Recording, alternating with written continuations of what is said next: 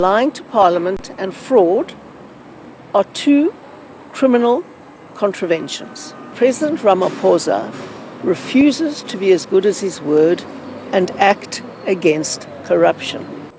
What has been done by Minister Nkabane is fraud and misleading Parliament, both of which are criminal contraventions. And that shows you that the ANC isn't at all interested in combating corruption. Now, we obviously can't let that go. We can't let that ride, even though certain deployed cadres have quickly been withdrawn as part of the cover-up. Act against criminality in our Parliament. Those kinds of actions go unchecked. We obviously can't sit back and take that, and that is why we are laying formal charges.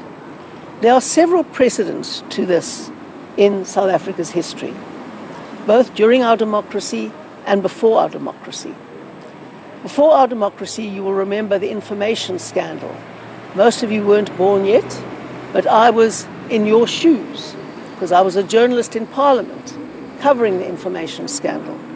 And when it turned out that Connie Mulder, who was a minister then, had lied to Parliament, he was forced to resign.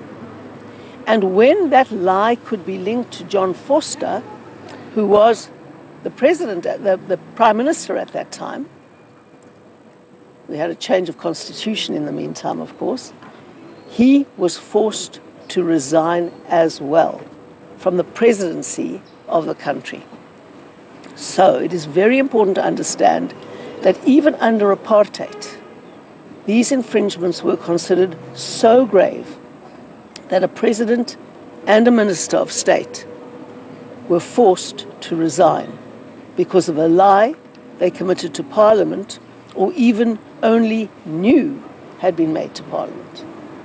Tony Yengeni was found guilty of fraud for misleading Parliament, and that is where the precedent of a fraud contravention comes from.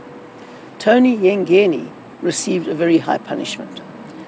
So even under Thabo Mbeki and others, lying to Parliament was not tolerated and should not be tolerated now. We are here refusing to take the serious criminal act lying down.